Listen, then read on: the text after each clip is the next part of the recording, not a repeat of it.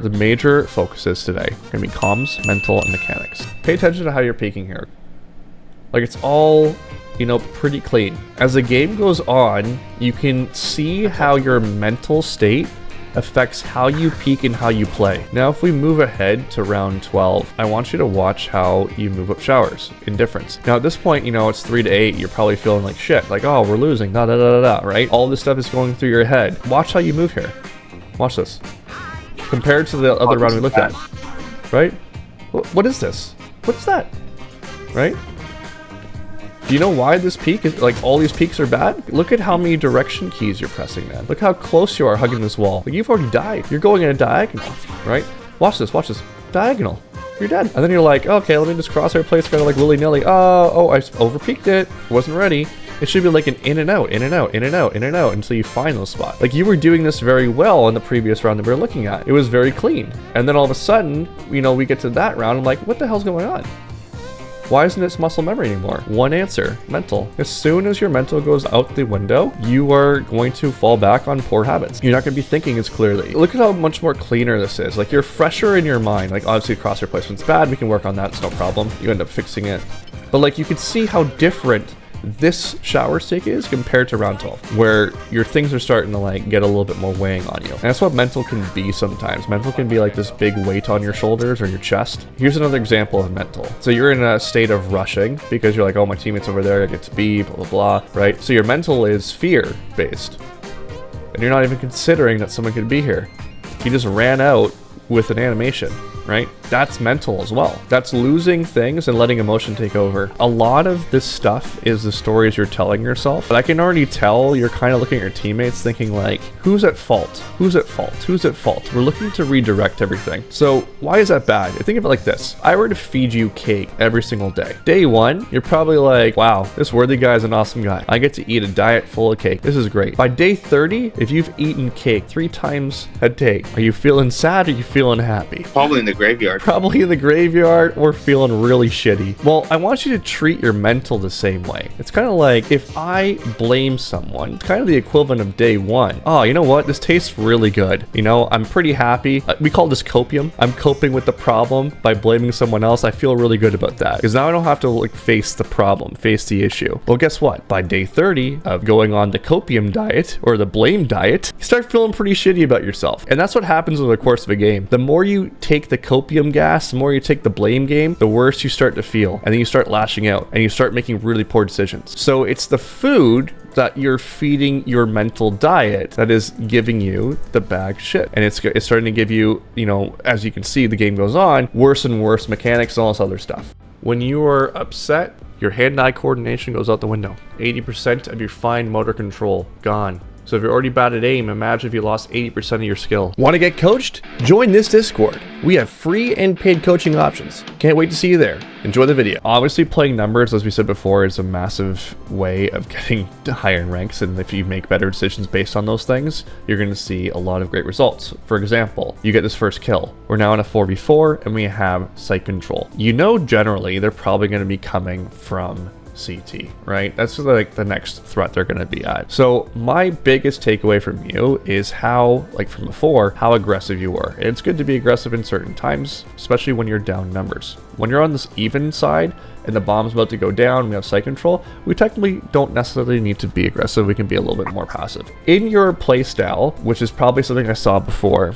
it's ingrained in you to continue to move forward after a kill. Your immediate thought is flick, and let me find the next one. It tends to happen a lot when you play DM incorrectly because you're just like, okay, where's the next one, where's the next one, where's the next one? What do you think in that response, what do you think you should have done here after you got this kill? Should have waited for my deadlock to push and protect her to plant the bomb. Yeah, and you can do that just by living and staying here. If you stay alive, you're huge. You're in a good spot right now to deal with it. If we were to look around the screen right now, what do we know? We know it's 44. We know we have 1 minute and 10. We know that there's gunfights going on. One was us and one was a race. Interesting. I wonder where this fight happened. Well, if I look to the mini-map, I get some information. There's a red dot. And I can also further confirm that. If I don't have time to look at the mini-map, there's an indicator on my screen, that being here, that will identify exactly the location of where that second person is. Did you know about this? Yeah, the shots are from Gray Sweats, who's standing right here, and the exact location's right here on the darkest part, or the lightest part actually, of this area right here on this indicator. It also shows you how close this threat is to you, based on how big it is, right? You'll notice that there'll be little ones like this, based on distance. This indicator is a massive piece for information altogether. If your mindset is right, and if you slowed down right now, and you took in the information,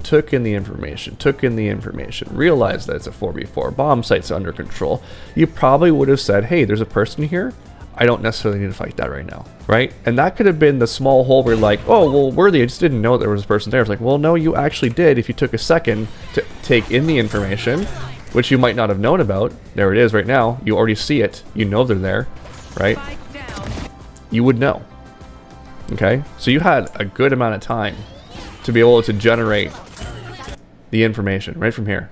This pops up on your screen, right? So there's no excuse if I didn't see it on the minimap, right? You know it's here. It's either one, you didn't know, which means you need to slow down, or two, you did know and you went with ego and decided to continue fighting.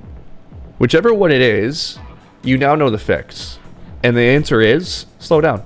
Anytime you get a frag, I want you to just take a second and freeze. Okay? Frag equals freeze, especially on attack. Freeze, and then from there, you think about what you're doing next. Okay? I want you to take one more second than you are right now. That's all I want. Right? 1 second is actually an eternity in this game, but 1 second is more than enough to kind of get in your mind what is it you need to do next. When you're on defense, it's slightly different. I want you to get a frag, or if you get a frag, I want it to be fall back. Fall back. Play number. It's thinking about what you want to do next. Your nade usage in this VOD leaves a lot to be desired. When you use your nade, you're not using it for the purpose of gaining space. You're using it for the purpose of damage, and really doing chip damage on people is not really priority number one when it comes to throwing a grenade. It's about prevention of space, it's about taking space. I need you to consider how you're going to entry in. So what I'm going to have you do for homework, you can write this down. You're going to valid plant me 2 entries, however way you want to do it, and show me the utility you're going to have, what you're going to ask for, all that good stuff. And then you're going to path in and you're going to have that like set up. So for example, maybe you have a truck one. So I'm going to double satchel here, 1 and then 2, and I'm going to go here and wrap around. Maybe I'll do a double satchel play where I go here, here, and get into heaven, right? Whatever it is. So I want 2 from this entry, 2 from this entry, okay? Or at least 2 on each site. Okay, so 1, 2, 1, 2. And then I want 2 for retakes on both sides. I want them for all the maps. This is a big project for you, but it's the work that you need to do to understand how to play an entry duelist. If your goal isn't to eventually play entry duelist, then you don't have to do this. Like if you're just doing it randomly, that's fine. But I would still recommend doing it because you learn all the rules and learn the pacings, and it helps you a lot down the road. Okay. So that's 2 site retakes that you should have, and 2 site takes for each bomb site in each map. Okay, Natasha. Yeah, just entries. Yeah, that's fine. Wasn't really a fan of the play though. Why weren't you a fan of it? Vice, U2 was being thrown. We could have slowed down the pace for sure. Yeah. So then it comes down to this. I want you to listen to this round really quick and tell me where you communicated all this stuff to Jet. Ah, fuck. Shit. God. You can blame me for that. The words that you say to yourself create the environment. The big key here is that we can look at the Jet and say, hey, you know what, I wasn't a fan of that play. But then we have to ask ourselves, where's our responsibility? If you look to blame someone else, you lose all control. And what I mean by control is you don't have control over your own result or your own learning. Its ownership goes on to the person that you have 0 control over. So you got to ask yourself, where am I responsible for why they're doing things? Because that's something that you can control. So the control element is, I'm going to go in with the satchel. Ready? 3, 2, 1. And now Jet's like, oh, he's going to go in. I'm going to go in. Jet, can you dash with me? I'm going to satchel in. Ready? 3, 2, 1. Boom. It's also going back at the pre-round and saying, hey, you want to combo your dash with my satchel into the site here? Let's take B together. Yeah, I'd love to do that. Boom. Perfect, we're in the round. Looking 20/20 hindsight and saying, oh, it was Jet's fault that we had this little issue with going in sight the way that we did. You know, obviously there's some rosebud at my feet over here. I don't want if I can go over that shit. He should know better, right? Well, he doesn't. And if he knew better, he would do better because you would tell him. The way that you're peaking this, it's a slight imperfection because you have to change elevation slightly. There's the change of elevation. So from the change of elevation, you're not ready to transition to this. You might have had every intention to peak this spot. Maybe you didn't. You certainly didn't want to peak Shack over here. So the change of elevation, if you stood up on the elevation, then primed your crosshair and then peeked out into it, it would have been better. I'm going to do it really slow for you, and that's kind of the way I want you to do it, is like really slow. You go from here to this elevation, right? On your screen, I think you end up hitting like something that allows you to like bounce up or something like that, okay? So you would change elevation and then you peak, okay? So so you go change elevation and then you peak, okay? Change elevation, pause, peak. Change elevation, pause, peak. Instead of going like this, you want to go up, out, right? Does that make sense? Yeah. Up, out, okay? And then what it would really look like is you go up, out, back, out, back, out, back, out, back. Okay? And that's how you want to be doing it. So it's like literally like this. See? It's like up, out, like that, clearing the corners. I call that movement the knight on the chessboard. Because if you ever played chess, they move in L shapes. Yeah. That makes sense? Jet's dog shit doesn't have a brain. Jet's dog shit didn't have a brain. Always lurking. Always lurking? Well, that's interesting, because you were lurking this round. Yeah, you were lurking towards showers and you died. Here's what everyone says. Well, I didn't say it to my teammates. Yeah, but you said it to yourself. You're telling yourself stories. I'm telling this to you. So. Yeah. I don't want to hear it either. You know what I want to hear is, I want to hear a strategy for winning pistol round. That's what I want to hear as your coach. I don't need to hear that stuff.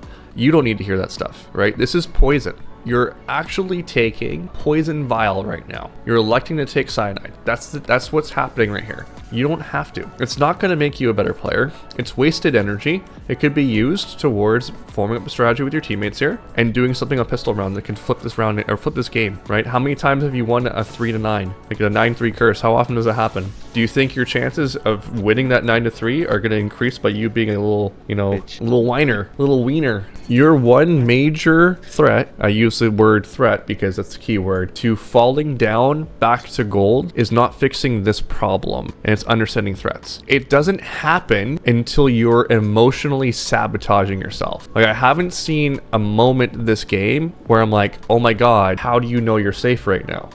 Right? Like here, how do you know you're safe to the left to be able to have a utility out and throw it and run directly at the barrier? How do you know there's not someone to your left? As we go forward, how do you know you're safe from hookah? You don't.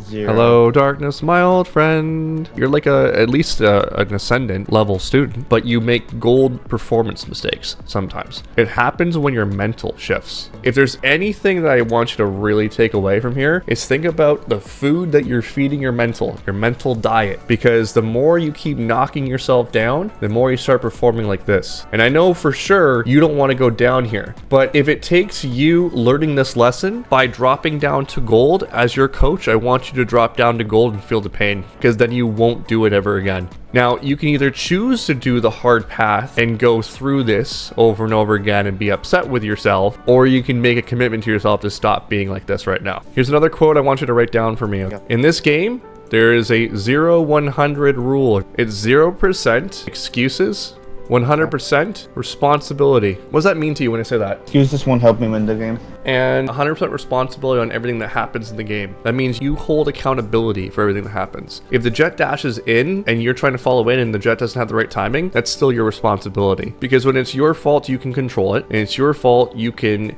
change a lot of the outcomes. But when it's not your fault, you have no control over it. You've lost your ability to make changes. You've lost your ability to learn and grow as a player. Whereas if you say, that was my responsibility, and I look back for how I could have made that better, I can find a solution rather than an excuse. Top takeaways from today. Mental. So number 1 is play your life with more time. One of the protocols I learned is frag equals to freeze equals to think. Path clears problems equals to pace equals to inconsistency. Util usage needs work. Player for map control rather than damage. Responsibility, control, and anger management.